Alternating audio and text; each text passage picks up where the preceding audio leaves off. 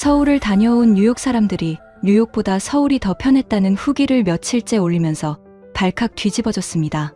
이상한 건 이유였습니다. 그들이 먼저 꺼낸 건 궁궐도 음식도 야경도 아니었습니다.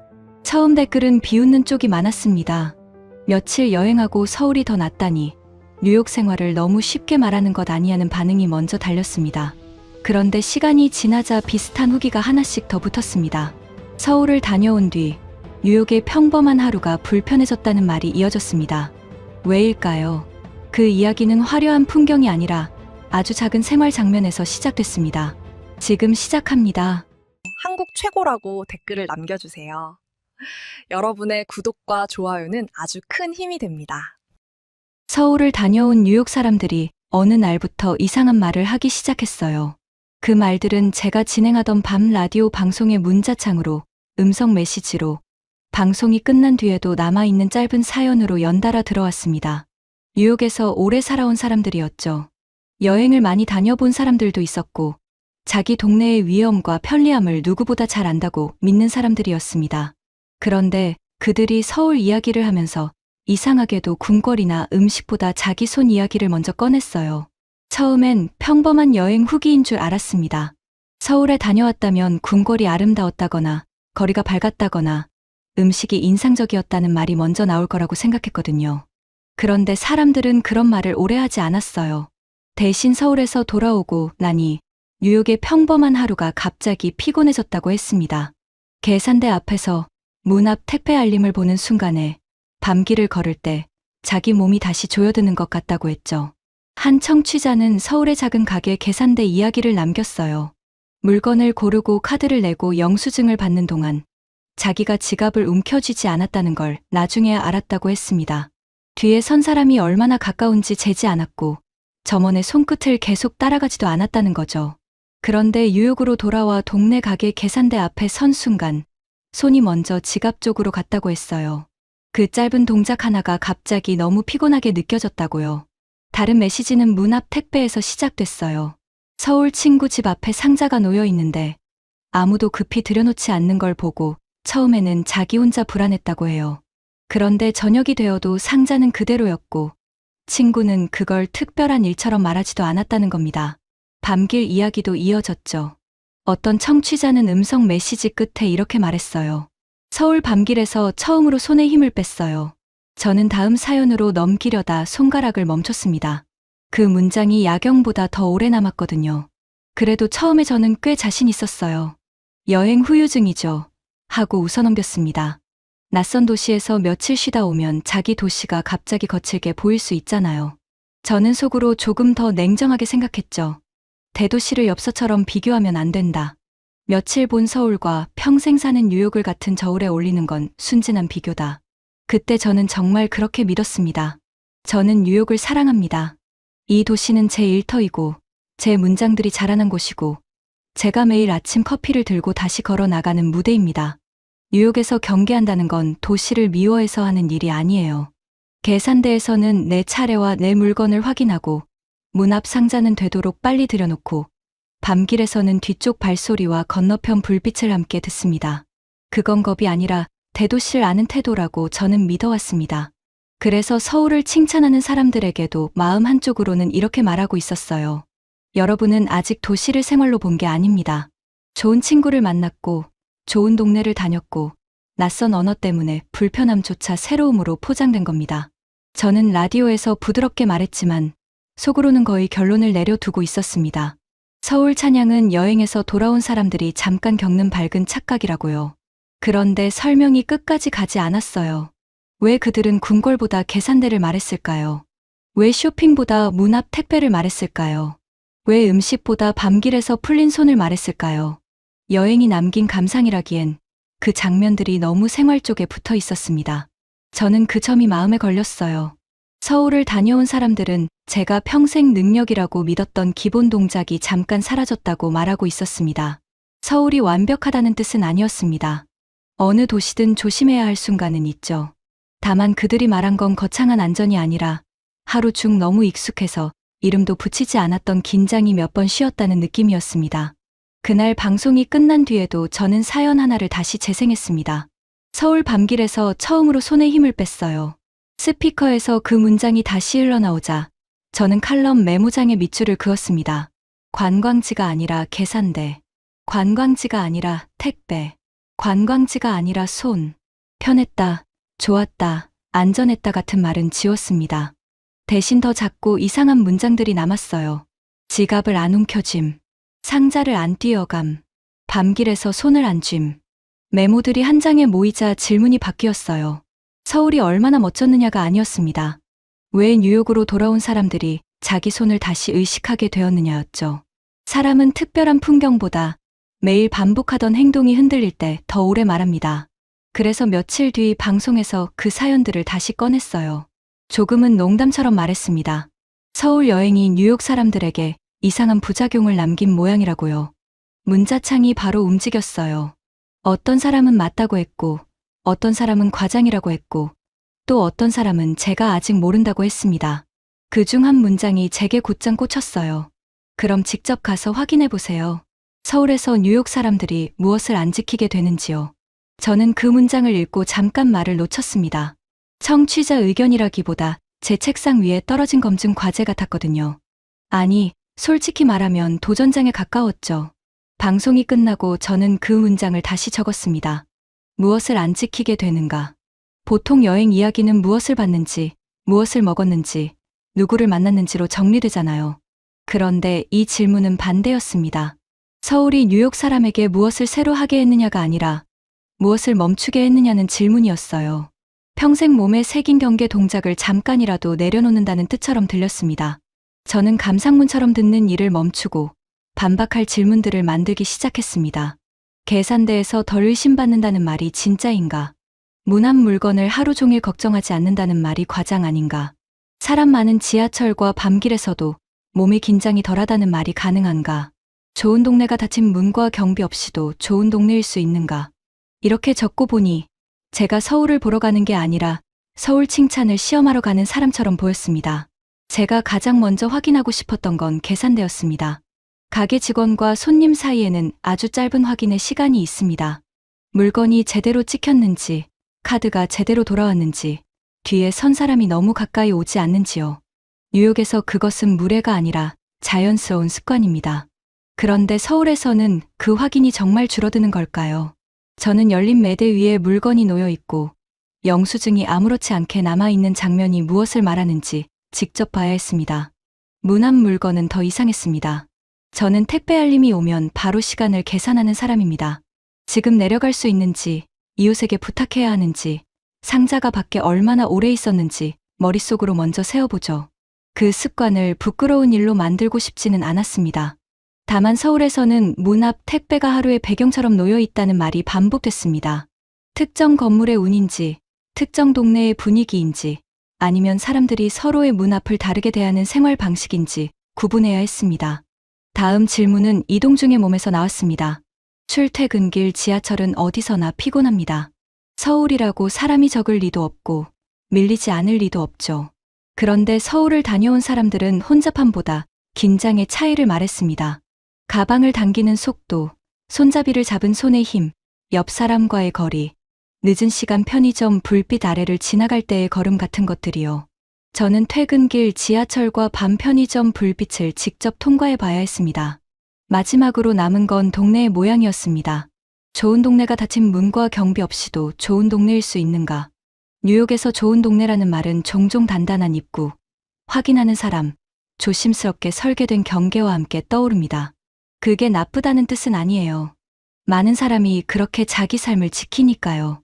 그런데 서울 이야기를 보낸 사람들은 다른 그림을 말했습니다. 문이 열려 있고, 가게가 거리와 붙어 있고, 밤에도 생활의 불빛이 끊기지 않는 열린 생활권이 몸의 판단을 바꾼다고 했습니다. 질문 4개를 세우고 나니 제 의심은 오히려 선명해졌어요. 저는 아직도 그것이 착각일 가능성이 크다고 봤습니다. 며칠 머문 여행자는 도시의 어두운 면을 느껴봅니다.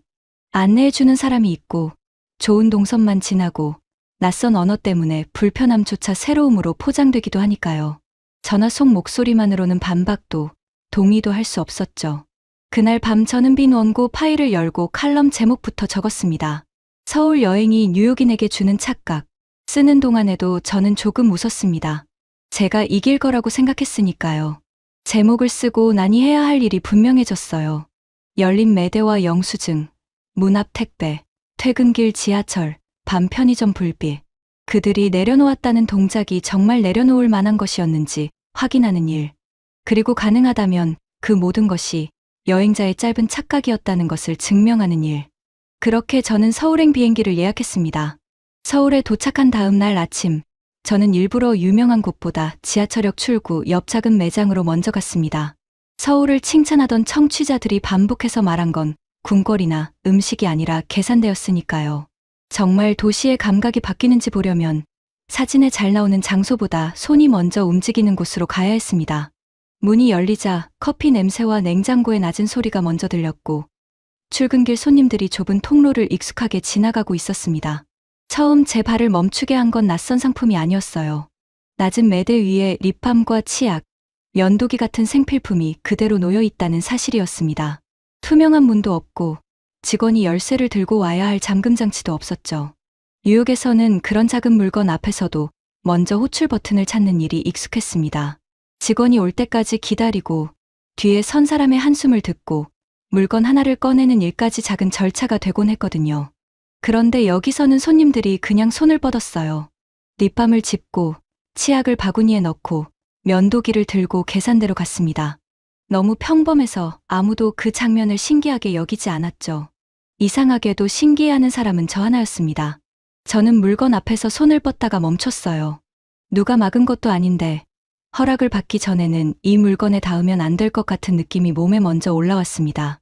결국 저는 계산대 뒤에 있던 직원에게 물었습니다. 이거 그냥 집어도 되는 겁니까? 직원은 잠깐 제 얼굴을 보고 웃더니 고개를 끄덕였습니다. 서울에서 취재 일정을 도와주던 통역자도 옆에서 말했어요. 네, 그냥 고르시면 됩니다. 그 말이 너무 당연하게 들려서 저는 오히려 더 어색했습니다. 아무 일도 아닌 행동을 큰 허락처럼 받아들고 서 있는 제 모습이 보였거든요. 저는 립밤 하나를 집어 바구니에 넣었습니다.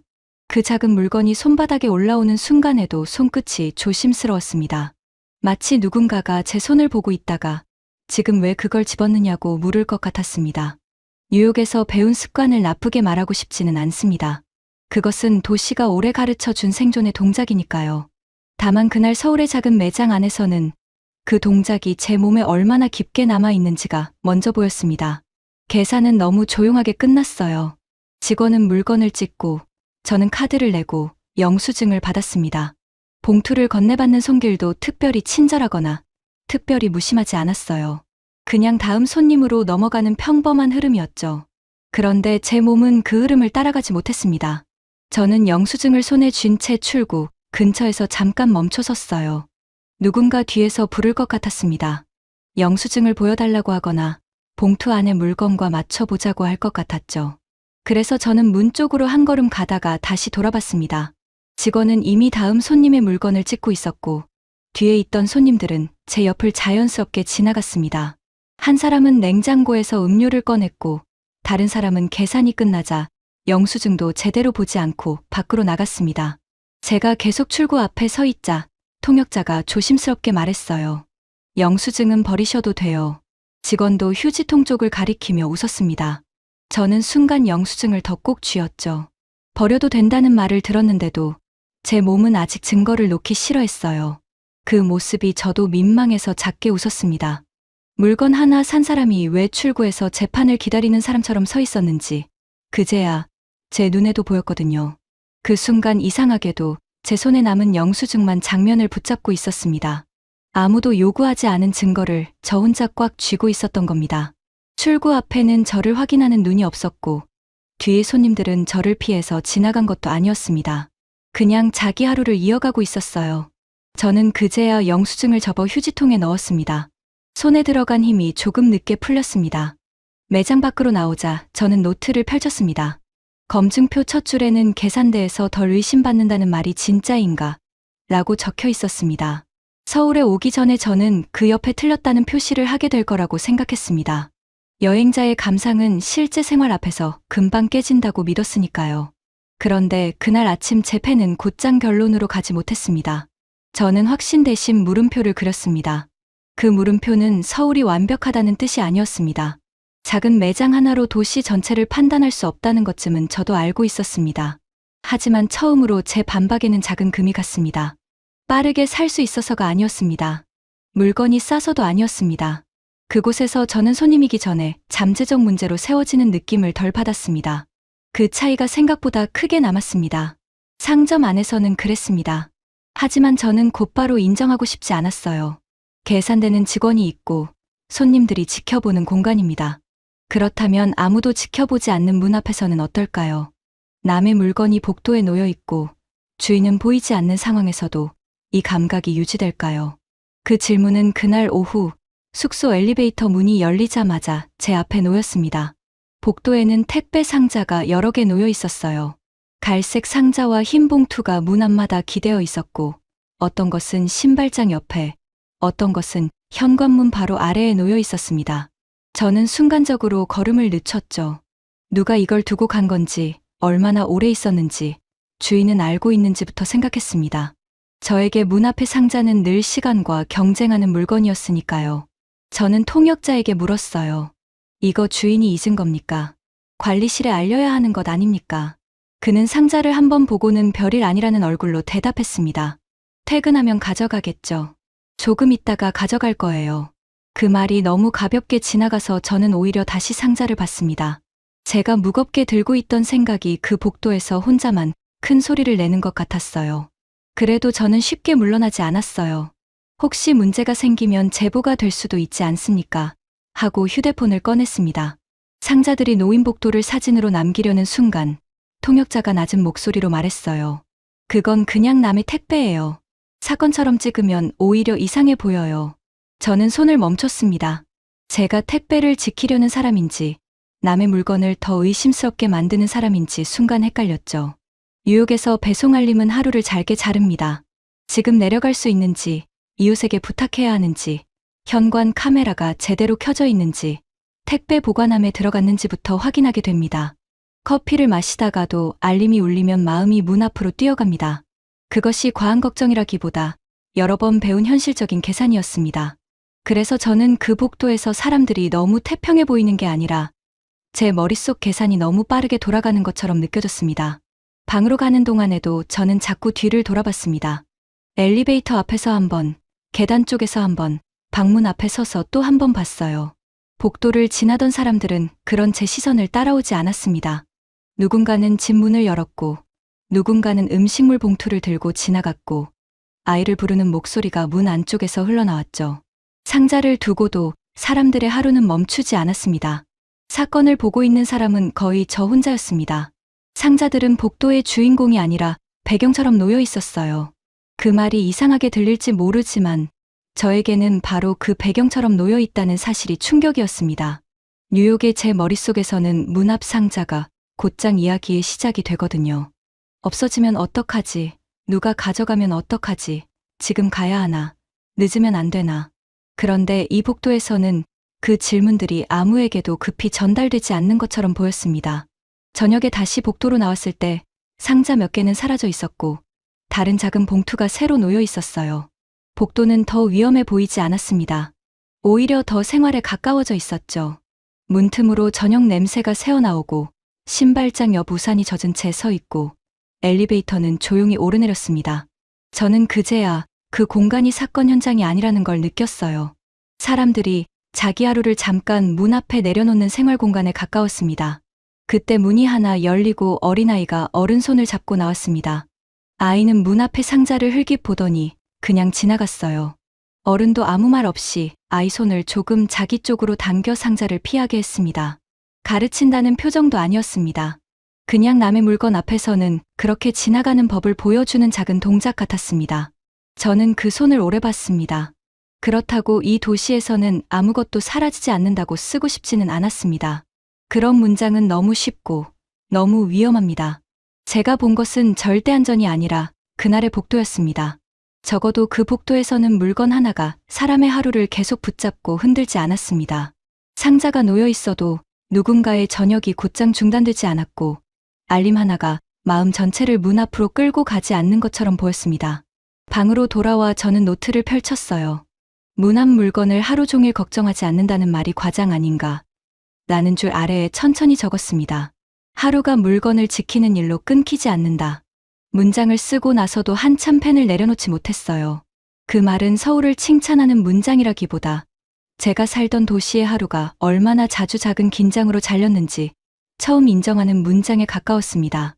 그날 밤 검증표에는 2개의 흔들린 줄이 생겼습니다. 계산대 옆에는 물음표가 있었고 택배 옆에는 제가 새로 적은 문장이 있었습니다. 아직 제 반박은 끝나지 않았습니다. 사람 적은 매장과 조용한 복도에서는 그럴 수 있습니다. 하지만 도시의 진짜 표정은 사람이 몰릴 때와 밤이 내려왔을 때 더 선명해지죠. 저는 다음 날 지하철역으로 갈 생각을 하며 손바닥을 펴봤습니다. 이번에는 영수증이 없었는데도 손에는 아직 조금 힘이 남아 있었습니다. 다음 날 오후, 저는 일부러 퇴근 시간이 가까워질 때까지 기다렸어요. 작은 매장과 조용한 복도에서는 제 반박이 흔들렸지만 아직 마음 한쪽은 버티고 있었습니다. 사람이 적은 곳이라면 그럴 수 있다. 하지만 도시의 진짜 표정은 사람이 몰릴 때 나온다. 저는 그렇게 생각했죠. 뉴욕에서라면 그 시간에 제 몸은 먼저 준비를 합니다. 가방을 어느 쪽으로 둘지, 휴대폰은 언제 넣을지, 출구는 어디로 잡을지부터 계산하니까요. 지하철역 계단을 내려가자마자 공기가 달라졌어요. 바깥보다 따뜻했고 발걸음 소리와 안내 방송이 천장 아래에서 섞이고 있었습니다. 개찰구 앞에는 사람들이 빠르게 지나갔지만 이상하게 서로를 밀어내는 느낌만으로 움직이지는 않았죠. 카드를 찍고 들어가는 줄이 생겼고 바닥에는 걸어가는 방향을 알려주는 화살표가 있었습니다. 저는 그 화살표를 보면서도 가방끈을 앞으로 당겼어요. 휴대폰은 화면이 보이지 않게 손으로 덮었습니다. 곧이어 안쪽 주머니에 넣었고 손은 다시 가방 지퍼 위로 올라갔어요. 그 동작은 제가 일부러 생각해서 한 게 아니었죠. 사람이 많아지면 몸이 먼저 하는 일이거든요. 군중 속에서 주머니와 가방을 확인하는 건 불안함이 아니라 도시를 배운 사람의 예절처럼 제 안에 남아 있었습니다. 환승 통로로 들어서자 사람의 흐름은 더 빨라졌습니다. 천장에는 환승 표지가 이어졌고 바닥 화살표는 어느 쪽으로 걸어야 하는지 계속 말해주고 있었어요. 저는 그 표지들을 따라가면서도 어깨를 조금 움츠렸습니다. 그때 누군가 제 어깨를 스치고 지나갔습니다. 큰 충돌도 아니었어요. 하지만 제 손은 먼저 바지 주머니를 눌렀고 바로 가방 앞쪽을 확인했습니다. 그 사람은 이미 사람들 사이로 멀어지고 있었어요. 누구도 저를 노린 것 같지는 않았습니다. 그런데 제 몸은 이미 작은 사건 하나를 끝낸 사람처럼 긴장해 있었죠. 저는 그 자리에서 잠깐 멈췄습니다. 뒤에서는 사람들이 저를 피해서 지나갔고 안내 방송은 다음 열차가 곧 들어온다고 말하고 있었습니다. 승강장 쪽으로 내려가는 사람들은 계단 한쪽을 비워두고 움직였습니다. 승강장에는 사람이 많았습니다. 하지만 무너진 장면은 아니었어요.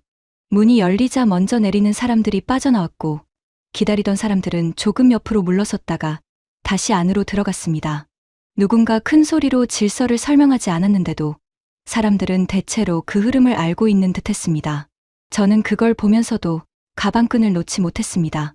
몸은 아직 뉴욕의 방식으로 서 있었고 눈은 서울의 흐름을 따라가고 있었습니다. 한 아이가 보호자 손을 잡고 줄 옆으로 살짝 물러섰습니다. 그 앞에 있던 어른도 자연스럽게 한 걸음 비켜섰고 내리는 사람들의 길이 잠깐 열렸어요. 누구도 박수 칠 만한 장면은 아니었습니다. 그런데 저는 이상하게 그 작은 움직임을 계속 보게 됐습니다. 줄을 지키는 일이 안내 방송만으로 되는 게 아니라 앞 사람의 등을 보고 배우는 일처럼 보였거든요. 몇 정거장을 지나 번화가 쪽 역에서 내렸을 때 저는 출구를 잘못 찾았습니다. 같은 색 표지와 여러 갈래 계단이 한꺼번에 보이자 순간 방향을 잃었어요. 저는 벽에 붙은 지도를 보다가 다시 휴대폰을 꺼냈고 사람들이 제 뒤에서 밀려오는 것 같아 한쪽으로 비켜섰습니다. 그때 옆에 서 있던 시민 한 사람이 제 화면을 보고 손으로 반대쪽 통로를 가리켰습니다. 그는 번역 화면을 잠깐 보여주었습니다. 이쪽이 아니라 저쪽으로 가면 된다는 짧은 말이었어요. 대단한 친절이라기보다 길을 막고 선 사람에게 방향을 알려주는 아주 빠른 도움에 가까웠습니다. 그는 곧바로 자기 길을 갔고 저는 그가 가리킨 쪽으로 걸었습니다. 그런데 그 짧은 손짓이 이상하게 오래 남았습니다. 사람들이 많아서 제가 더 불안해진 게 아니라 제가 멈췄을 때도 흐름이 완전히 적으로 변하지 않았다는 느낌 때문이었습니다. 옆 밖 번화가는 더 복잡했습니다. 간판은 밝았고 횡단보도 앞에는 사람이 모였고 가게 앞줄은 길게 늘어졌어요. 그런데 그 복잡함 속에서도 사람들은 자기 자리를 대충 알고 있었습니다. 줄은 가게 문을 막지 않게 옆으로 접혔고 길 한가운데 멈춘 사람은 금방 가장자리로 빠졌습니다. 저는 그 장면을 보며 노트를 꺼냈습니다. 처음 적어둔 문장은 서울은 사람이 적어서 편한가에 가까웠습니다. 하지만 그날의 답은 그쪽이 아니었어요. 저는 그 문장을 지우고 다시 적었습니다. 사람이 적어서 편한 게 아니었다. 사람이 많아도 도시가 나를 공격한다는 느낌과 꼭 같은 말은 아니었다. 그 문장을 쓰고 나서야 가방끈을 잡고 있던 손이 조금 느슨해졌습니다. 그렇다고 제가 서울의 군중이 늘 편하다고 말하려는 건 아니었습니다. 복잡했고 빠르고 처음 온 사람에게는 어렵기도 했어요. 다만 그 복잡함을 받쳐주는 표지와 줄, 사람들의 작은 양보가 있었습니다.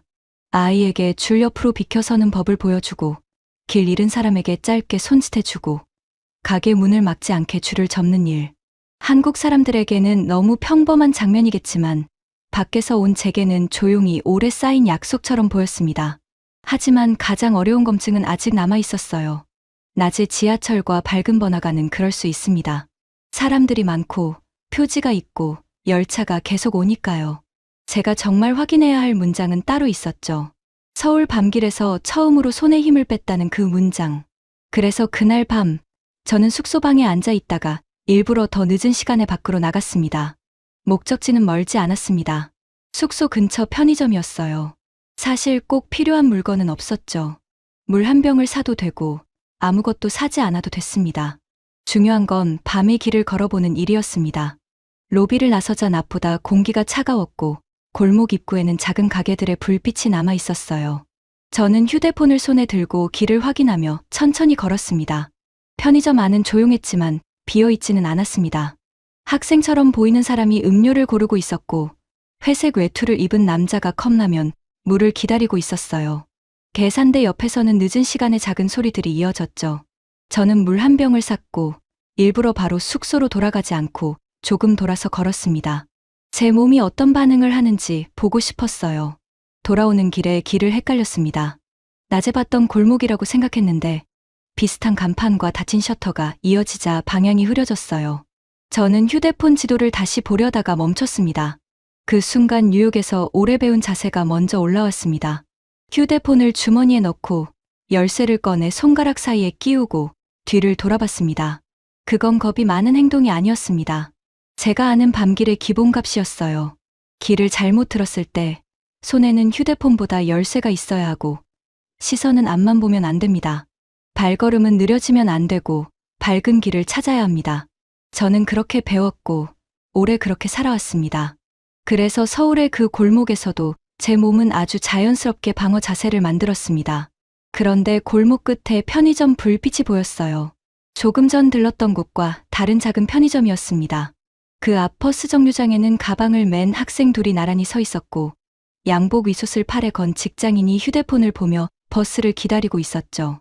길 건너편에서는 노부부가 천천히 걸어가고 있었고 늦게 문을 연 분식집 안에서는 주인이 의자를 정리하고 있었습니다. 위험이 전혀 없다는 뜻은 아니었습니다. 낯선 밤길에서 조심해야 한다는 사실은 어디서나 같으니까요. 하지만 그곳은 밤이 되었다고 생활이 모두 접힌 장면처럼 보이지 않았습니다. 사람들은 저를 둘러싼 배경이 아니라 자기 하루를 마무리하는 중이었습니다. 누군가는 버스를 기다리고 누군가는 집으로 가고 누군가는 가게 문을 닫고 있었습니다. 저는 그 장면을 보다가 제가 열쇠를 너무 세게 쥐고 있다는 걸 알아차렸어요. 손바닥 안쪽이 조금 아팠습니다. 금속 모서리가 손가락에 닿아 있었고 어깨는 아직 뒤쪽 소리에 맞춰 긴장해 있었죠. 저는 다시 한번 뒤를 돌아봤습니다. 그리고 천천히 숨을 내쉬었어요. 그 다음 아주 천천히 열쇠를 쥔 손을 폈습니다. 그 손이 펴지는데 생각보다 시간이 걸렸어요. 머리로 안전하다고 결론을 내린 뒤에 한 행동이 아니었기 때문입니다. 먼저 보인 것은 불빛과 정류장과 귀가하는 사람들의 흐름이었어요. 그 장면을 보는 동안 제 손이 조금 늦게 따라온 겁니다. 저는 열쇠를 주머니에 넣지 않고 손바닥 위에 느슨하게 올려두었습니다. 그것만으로도 몸의 자세가 달라졌어요. 숙소로 돌아와 저는 녹음기를 켰습니다. 밤길에서 안전하다고 판단해서 손을 편 게 아니었다. 손이 먼저 너무 세게 쥐고 있다는 걸 알아차렸고 그 다음에 천천히 풀렸다. 저는 그렇게 말했어요. 말하고 나니 초반에 들었던 청취자의 문장이 다시 떠올랐습니다. 서울 밤길에서 처음으로 손에 힘을 뺐어요. 그 문장이 이제는 감상이 아니라 몸의 기록처럼 들렸습니다. 그날 밤의 일만으로 도시 전체를 말할 수는 없습니다. 저는 그런 식의 결론을 경계해요. 다만 그 밤 제가 확인한 것은 있었습니다. 서울의 밤은 제 방어 자세를 조롱하지 않았고 동시에 끝까지 꽉 쥐고 있으라고만 요구하지도 않았습니다. 생활이 늦은 시간까지 이어지는 길 위에서 제 손은 잠깐 다른 선택을 배운 것 같았어요. 침대 옆에 노트를 놓고도 저는 한동안 불을 끄지 못했습니다. 낮에 군중에서 느슨해진 가방끈과 밤길에서 펴진 손이 같은 이야기인지 생각하게 됐거든요. 이 감각은 밤길 하나의 우연일까요? 아니면 서울의 생활권 전체가 사람에게 주는 더 큰 감각일까요? 다음 검증표의 빈칸은 그 질문으로 남아 있었어요. 다음 날 아침, 저는 노트에 남은 질문을 들고 다시 밖으로 나갔습니다. 밤길에서 열쇠를 쥔 손을 편 일이 정말 그 골목 하나의 우연이었는지, 아니면 서울의 생활권 전체가 저에게 다른 자세를 허락한 것인지 확인하고 싶었어요. 그래서 일부러 유명한 곳을 피했습니다. 지하철역에서 시작해 지하상가로 내려가고 다시 거리로 나와 카페와 공원 벤치, 약국과 편의점을 지나 버스 정류장까지 걸어보기로 했죠. 서울에서 길 안내를 도와주던 친구가 옆에 있었습니다. 역에서 지하상가로 이어지는 통로에 들어서자 저는 먼저 걸음을 늦췄어요. 상점 앞 진열대가 통로 쪽으로 조금 나와 있었고 사람들은 그 사이를 자연스럽게 지나갔습니다. 저는 무심코 물었죠. 여기 그냥 지나가도 되는 곳입니까? 친구는 별일 아니라는 듯 대답했습니다. 그냥 길이에요. 그 말이 너무 짧아서 저는 오히려 한 번 더 통로를 봤습니다. 그래도 저는 쉽게 납득하지 못했어요. 아니, 상점 사이를 이렇게 지나가는데 허가를 받아야 하는 공간은 아닙니까? 제가 너무 진지하게 묻자 친구가 결국 웃었습니다. 허가라기보다 길이에요. 다들 지하철 타러 가고 물건도 보고 그냥 지나가요. 저는 그제야 제 질문이 조금 우스웠다는 걸 알았죠. 하지만 웃음 뒤에는 이상한 부끄러움이 남았습니다. 길 앞에서도 저는 먼저 자격을 찾고 있었거든요. 뉴욕에서 제 몸은 그런 공간을 그냥 길로 받아들이기 전에 먼저 경계선을 찾습니다. 사유지인지, 입주민 전용인지, 고객만 지나갈 수 있는지, 어디에 비밀번호가 필요한지부터 살피죠. 표지가 없으면 편한 게 아니라 더 조심스러울 때도 있습니다. 그런데 서울의 그 지하상가에서는 역과 가게와 통로가 한 장면처럼 붙어 있었습니다. 사람들은 물건을 보고 지나가고 잠깐 멈췄다가 다시 자기 방향으로 걸었습니다. 거리로 나와 작은 카페에 들어갔을 때도 비슷한 일이 있었어요. 창가 자리에는 겉옷 하나가 의자에 걸려 있었고 옆자리에는 가방이 놓여 있었습니다.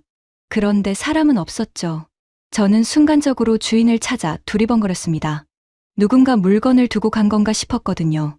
곧 그 사람이 계산대 앞에서 음료를 주문하고 있다는 걸 알았습니다. 그는 자리를 맡아 둔 채 잠깐 줄에 서 있었던 겁니다. 저는 그래도 마음이 놓이지 않아 직원 쪽으로 몸을 돌렸습니다. 혹시 저 가방 주인을 찾아야 하지 않을까요? 친구가 제 팔을 살짝 잡았어요. 주문하러 간 거예요. 곧 와요. 정말 잠시 뒤 그 손님이 커피를 들고 돌아와 의자에 걸린 겉옷을 아무렇지 않게 정리했습니다. 저는 급히 시선을 돌렸어요. 남의 걱정을 해주려던 얼굴로 서 있었지만 사실은 제가 제 불안을 처리하지 못한 거였죠. 그 장면이 대단히 감동적인 미담이라서가 아니었습니다. 오히려 너무 평범해서 저를 멈추게 했어요.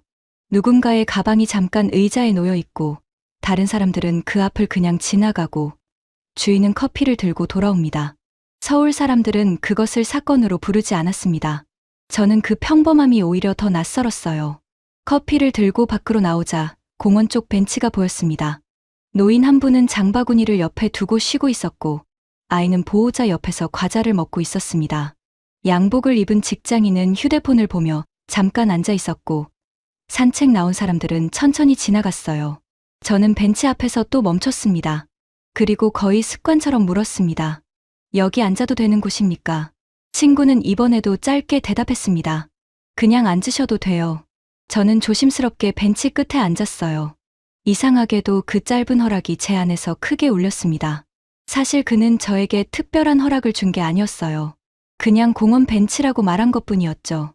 그런데 저는 그 평범한 벤치 앞에서도 내가 여기 있어도 되는 사람인지 먼저 확인하고 있었습니다. 그때 뉴욕에서 자주 보던 표지들이 떠올랐습니다. 입주민 전용, 사유지, 고객 전용, 비밀번호 필요. 모두 필요한 이유가 있는 표지들입니다. 뉴욕에서 그런 장치들은 사람을 괴롭히려고 생긴 것이 아니죠. 물건을 지키고, 건물을 지키고, 사는 사람들의 평온을 지키기 위해 만들어진 선입니다. 저는 그 사실을 압니다. 그래서 더 오래 그 선들을 존중하며 살았습니다. 하지만 그날 서울에서 제가 깨달은 건 다른 쪽이었습니다. 저는 좋은 동네를 생각할 때 너무 오래 닫힌 문부터 떠올리고 있었어요. 문이 많을수록, 경비가 분명할수록, 외부인이 쉽게 들어오지 못할수록 좋은 곳이라고 배웠습니다. 그런데 서울의 그 하루는 지하철역과 상가와 거리와 카페와 벤치가 서로를 부드럽게 넘겨주고 있었습니다.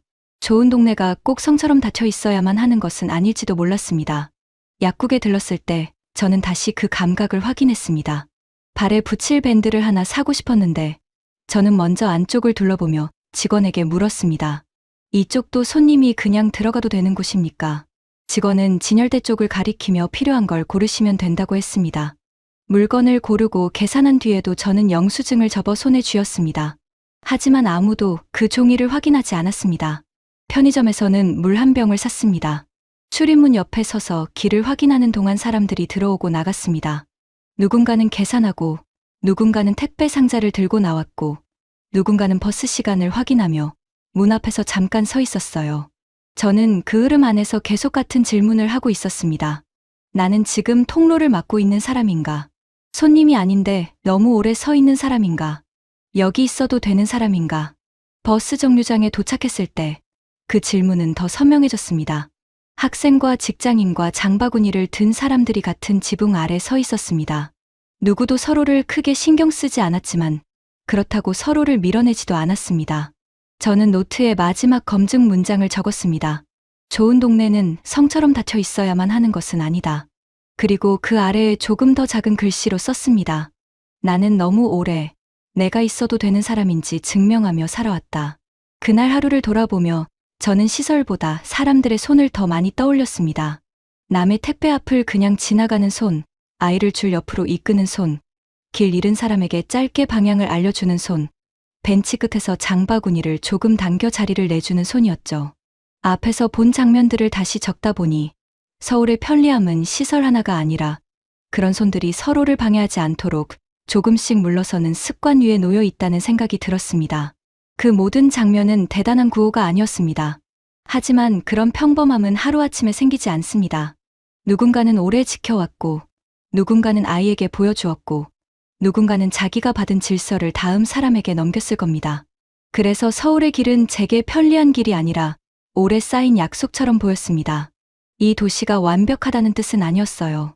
다만 제가 걸은 하루는 지나가도 되는지, 앉아도 되는지, 서 있어도 되는지를 매 순간 증명하라고 밀어붙이지 않았습니다. 뉴욕으로 돌아온 뒤 그 차이는 더 또렷해졌습니다. 아파트 로비에 들어서자마자 현관 옆 게시판에 택배 도난 경고문이 보였습니다. 예전에는 그냥 지나치던 문장이었어요.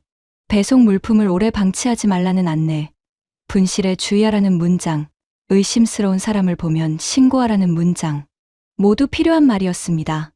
그런데 서울의 복도에 놓여있던 상자들이 떠오르자 그 경고문은 갑자기 하루의 첫 무게처럼 느껴졌습니다. 며칠 뒤 저는 서울로 떠나기 전에도 들렀던 그 드럭스토어에 다시 갔습니다. 입술 보호제 하나를 사려고 진열장 앞에 섰는데 투명한 문은 잠겨 있었어요. 호출 단추를 눌렀고 저는 직원이 올 때까지 기다렸습니다. 뒤에서는 누군가 한숨을 쉬었고 저는 괜히 다른 진열대를 보는 척했죠. 직원이 와서 열쇠로 문을 열고 작은 물건 하나를 꺼내 제 손에 건네고 다시 문을 잠갔습니다. 그 절차가 틀렸다는 말은 아니었습니다.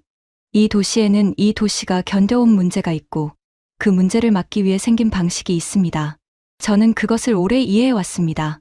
그런데 서울에 열린 매대 앞에서 제가 물건을 짚고 계산하고 그냥 나왔던 순간이 겹쳐졌습니다. 같은 물건을 사는 일인데 한쪽에서는 제가 손님으로 시작했고 다른 한쪽에서는 절차가 먼저 저를 둘러쌌습니다.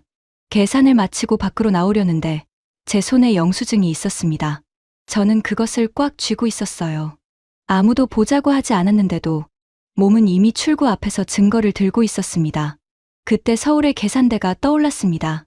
물건을 사고 영수증을 들고 멈췄지만 결국 버리셔도 된다는 말을 듣고 민망하게 웃었던 장면 말입니다.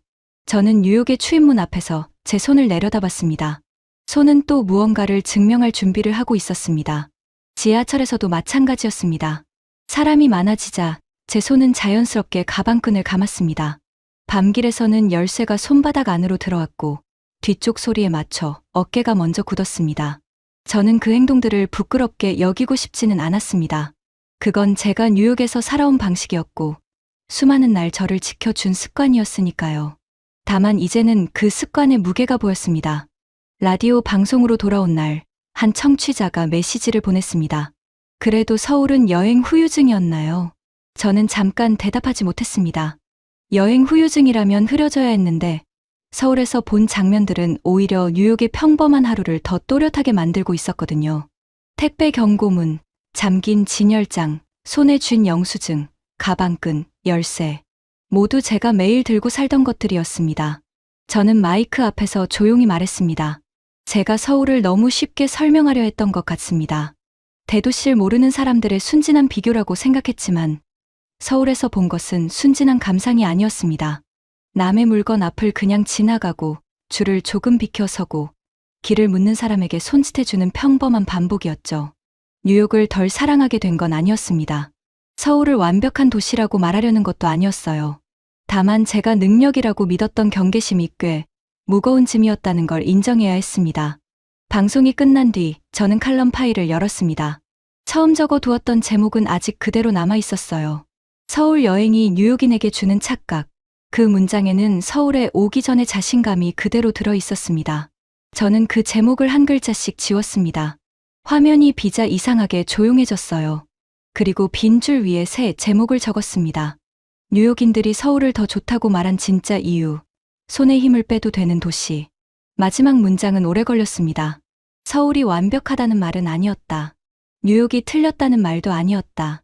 다만 도시가 사람에게 매 순간 방어 자세를 요구하지 않을 때 하루가 얼마나 가벼워지는지를 서울에서 처음 알았다. 저는 그 문장을 쓰고 손을 폈어요. 이번에는 누가 시켜서가 아니라 제가 제 기준을 내려놓기 위해서였습니다.